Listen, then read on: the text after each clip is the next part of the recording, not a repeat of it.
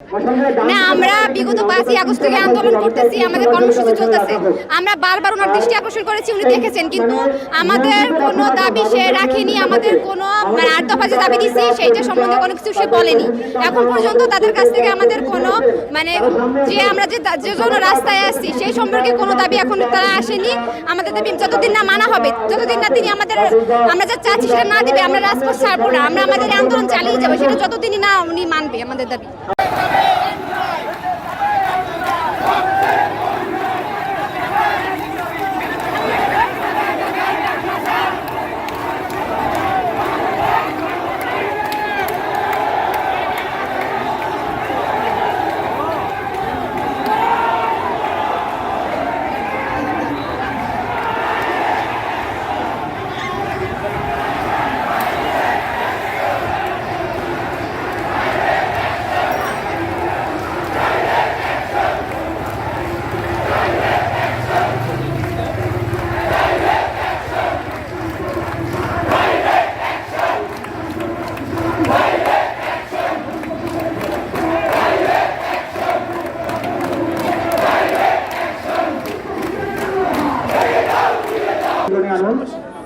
আমি বলি 5ই আগস্ট থেকে আন্দোলন হচ্ছে, তো আপনারা এই যে মিডিয়া নিয়ে আসছেন, আদৌ কি আপনারা প্রচার করবেন?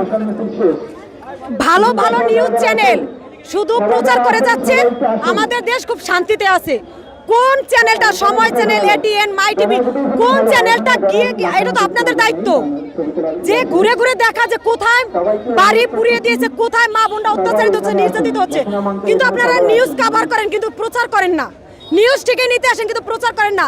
আপনাদের কাছে অনুরোধ যে আপনারা নিউজ নিবেন এবং প্রচার করবেন।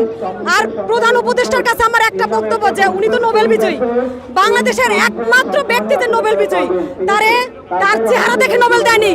সে যথেষ্ট বিজ্ঞ, যথেষ্ট বুদ্ধিমান একজন ব্যক্তি। তাহলে সে যদি নোবেল বিজয়ী হয়ে থাকে, সরকার চেঞ্জ হয় এবং হবে, সরকার চেঞ্জ হয় কিন্তু সংখ্যাগরিষ্ঠ ভালো থাকে। মার খায় কারা? সংখ্যালঘুরা মার খায়।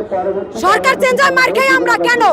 1971 সালে যুদ্ধের সময় কি হিন্দু বাপ দাদারা কি ঘরে বসেছিল? যুদ্ধ তো তারাও করছে, জীবন তো তারাও দিয়েছে। পাকিস্তানিরা তো আমাদেরকেও, আমার মা দাদি নানিদেরকেও তো নির্যাতন করছে। তাহলে এই দেশে যদি যুদ্ধ করে আমরা আছি, তাহলে কেন আজকে সংখ্যালঘু আপনাদের অত্যাচারে কমতে 30% থেকে কমতে আজকে প্রায় 0 হয়ে গেছে? কেন কেন কেন?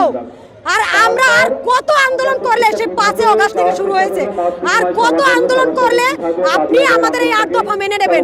আপনার কাছে আমরা কোটি কোটি টাকা চাইনি, আপনার কাছে আমরা বিশাল বিশাল বিল্ডিং চাইনি, আপনার কাছে খুব সাধারণ একজন সনাতন হিসেবে যে দাবিগুলো আমাদের প্রয়োজন, জাস্ট সেই একটা দাবি চেয়েছি, এমন কোনো মহামূল্য জিনিস চাইনি। তাহলে কি আপনি আর কত চান? আর কত আন্দোলন আমরা করবো? আর কত মাস আমাদের রাস্তায় দেখতে চান? আর কত মাস আমাদের রক্ত ঝরানো, ঘাম ঝরানো পরে আপনি আমাদের এই আন্দোলন, এই 8 দফা দাবি মেনে নেবেন? তো তার কাছে আমি বারবার হাত জোর করে রিকোয়েস্ট করছি যে আপনি একজন বিজ্ঞ মানুষ, আমরা আপনার কাছে আশা রাখি যে এই দেশ আপনি সুষ্ঠুভাবে পরিচালনা করবেন এবং এই দেশের সংখ্যাগরিষ্ঠ, সংখ্যালঘিষ্ঠ সবাই যেন শান্তিভাবে বাঁচতে পারে, এই নিশ্চয়তা আপনি দিবেন। ধন্যবাদ।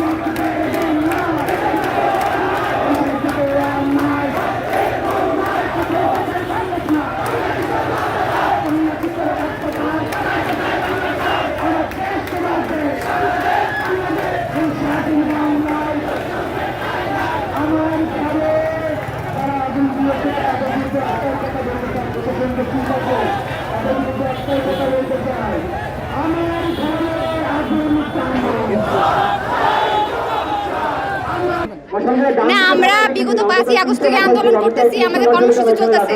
আমরা বারবার ওনার দৃষ্টি আকর্ষণ করেছি, উনি দেখেছেন, কিন্তু আমাদের কোনো দাবি সে রাখেনি। আমাদের কোনো 8 দফা যে দাবি দিচ্ছি সেইটা সম্বন্ধে কোনো কিছু সে বলেনি। এখন পর্যন্ত তাদের কাছ থেকে আমাদের কোনো যে আমরা যে জন্য রাস্তায় আসছি সেই সম্পর্কে কোনো দাবি এখন তারা আসেনি।